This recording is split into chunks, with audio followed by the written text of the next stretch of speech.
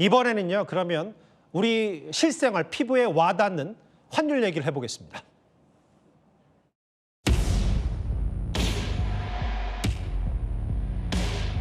연말에 26억 달러가 넘는 천문학적인 외환 보유고를 쏟아부었지만 2주짜리 반짝 효과에 그쳤을 뿐.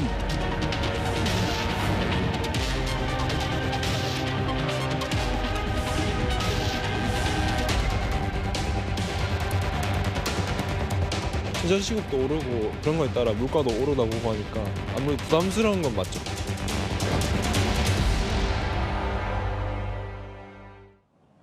오늘도 우리 주식시장은 사상 최고치였고요. 증시는 이렇게 매일매일 축포를 쏴대듯 하는데 외환시장에는 경고음이 들리고 있습니다. 현 정부 경제의 최대 아킬레스건, 이제부터 만나볼 환율이 될 수밖에 없을 겁니다.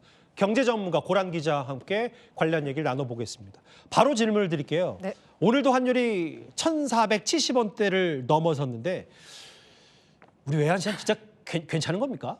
괜찮냐라고 말씀을 하시니까요. 사실 외환시장의 환율만 놓고 보자면 괜찮지 않은 수준입니다. 그렇겠죠. 지난 예. 연말부터 보자면 9거래일 연속 올랐습니다. 예. 지난해 말 외환당국이 시장에 개입하면서 종가 관리를 했습니다. 예. 1,429원까지 하락했거든요. 예. 그런데 지금 환율 보자면 거의 시장 개입 이전 수준인 1,480원대에 근접했거든요. 예. 그러니까 종가 관리를 위해서 인위적으로 눌렀던 환율이 그냥 다시 올라왔다라고 보시면 될 것 같고요. 예. 시장이 생각하는 적절 확률은 사실 1,400원대 후반이었던 셈이다. 그걸 정부가 인위적으로 관리했다라고 생각하면 될 것 같고요. 예. 그런데 사실 괜찮냐라는 질문에는 환율이 이렇게 많이 올랐으면 우리 경제가 지금 심각한 위기에 있는 거 아니야? 라는 아마 그런 가정이 깔려 있을 텐데요. 그도 그럴 것이 이렇게 환율이 비쌌던 거는 IMF 외환위기나 아니면 2008년 경제 위기 그 시절이었거든요. 그런데 그때와 비교했을 때 우리의 기초 체력을 보자면 사실 우리 경제는 괜찮습니다. 그런데 환율이 오르고 있는 상황인 거죠. 잠시만요. 저희가 지금 중요한 환율 얘기하는데 못지않게 중요한 얘기도 들어와서요. 특검이 조금 전 내란 특검이 윤석열 전 대통령 1심 결심 공판에서 사형을 구형했습니다. 사형을 구형했다. 사형이냐 무기징역이냐 내란 혐의에 대한 관련 얘기 있었는데 조금 전 윤석열 전 대통령 내란 우두름 혐의 재판에서 조은석 특검 내란 특검이 윤석열 전 대통령에게 사형을 구형했다. 관련 소식을 전해드렸습니다. 추가로 특검의 사형 구형 이유와 윤 전 대통령 측의 반응도 나오면 저희 뉴스의 시티라이브 시간 안에 곧바로 속보도 만나보도록 하겠습니다. 일단 특검은 장기 집권을 위해서 국가 권력을 남용했다는 취지, 그리고 반국가 세력에 대한 헌법 파괴다, 계엄, 그리고 전두환 전 대통령, 노태우 전 대통령보다 엄정히 단죄해야 된다라고 언급을 했고요. 윤 전 대통령, 국민에게 용서받을 마음도 없어 보인다. 특검은 이렇게 사형을 구형하면서 저 이유를 들었습니다. 저희가 특검의 관련 소식 들어오는 대로 저희가 다시 한번 전달을 해드리도록 하겠습니다. 다시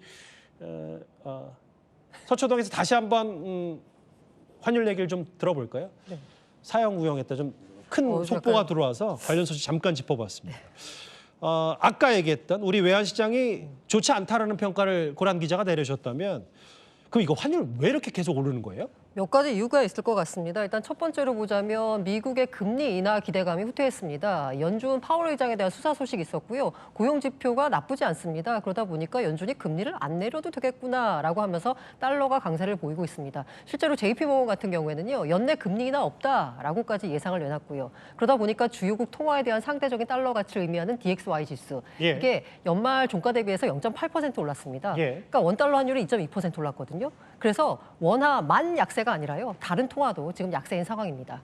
두 번째는 지정학적 리스크인데 중동 및 기타 지역의 지정학적 불안으로 안전자산인 달러 수요를 자극하고 있고요. 예. 세 번째는 우리 원화가 엔화의 프록시 통화입니다. 그러니까 엔화가 약세면 우리 원화도 약세예요. 그렇겠죠. 그런데 일본이 예. 보니까 최근에 이제 돈 푼다라고 하면서 사실 엔화가 1년 내 최저 수준으로 떨어졌습니다. 예. 그러다 보니까 우리 원화도 약세고요. 저는 마지막 이유를 가장 크게 들고 싶습니다. 어떤 겁니까? 우리 국내외 외환 시장의 수급 불균형입니다. 예. 쉽게 말해서 달러의 공급보다 수요가 많다라는 거거든요.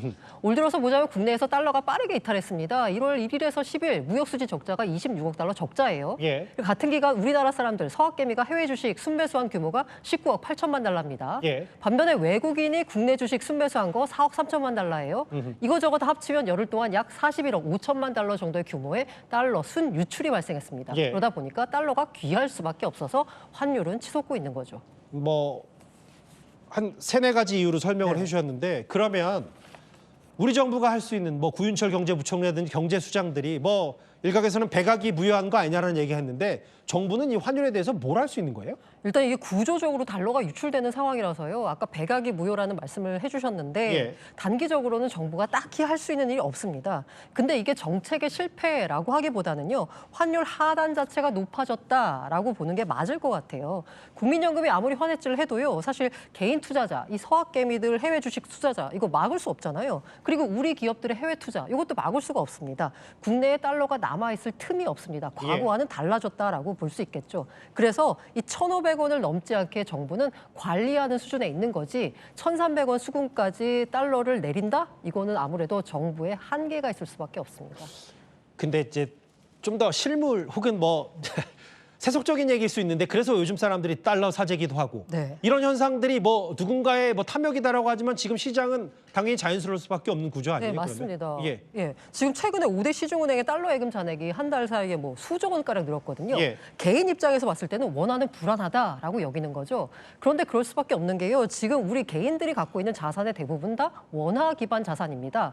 달러를 사는 게요. 사재기를 한다라는 표현보다는 오히려 리스크 해지 차원이다라고 보는 게 맞을 것 같고요. 예. 기업 입장에서도 지금 달러가 오를 것 같으니까 굳이 그 수출 대금으로 받은 달러를 바꾸지 않고 있습니다. 예. 이 레깅 전략이라고 하는데요. 나중에 환율 더 오르면 나중에 바꾸면 더 이득이지라는 거예요. 게다가 기업들 입장에서도 과거에는 국내에 대한 투자가 많았는데 수출로 벌어들인 돈을 그게 아니라 지금은 해외에 투자해야 되는 상황인 거잖아요. 예. 그러니까 굳이 원화로 환전을 안 하고 있습니다.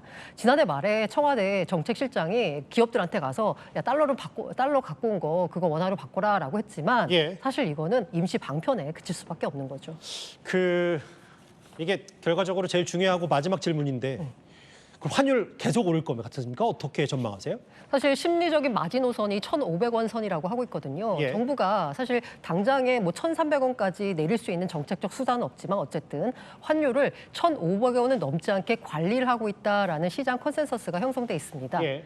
그래서 아마 1,500원을 넘어서 장기간 유지되는 건 아마 쉽지 않을 것 같고요. 다만 그렇다고 해서 시장이 사람들이 바라는 대로 다시 1,300원대 환율로 갈 수 있느냐? 그건 구조적으로 쉽지 않은 상황이기 때문에요. 예.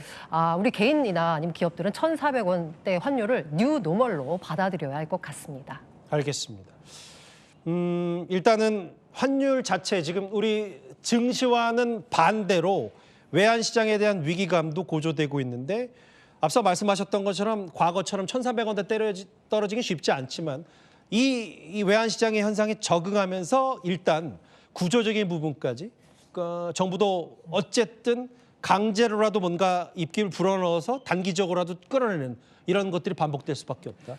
그리고 이제 구조적으로 말씀드리자면 사실 국내 투자자들이 해외 투자하는 걸 막을 수는 없잖아요. 그러면 반대로 해외 투자가 국내에 많이 들어오도록 하는 게 좋은 방법 중에 하나입니다. 예. 그게 대표적인 게 4월에 우리나라가 국채가 세계 채권 지수에 편입이 됩니다. 예. 이렇게 되면요. 한 70조 원 정도가 국내 투자로 유입이 되거든요. 예. 이렇게 비슷하게 우리나라 MSCI 우리 증시가 선진 지수에 편입이 되면 예. 또 그만큼 해외 투자금이 국내 증시로 들어올 겁니다. 알겠습니다. 이런 식으로 해외 투자금이 들어오는 방향으로 유도하는 게 맞다라는 생각이 듭니다. 알겠습니다. 경제정보 고란 기자와 함께 지금 환율 문제 하나하나 짚어봤습니다. 감사합니다.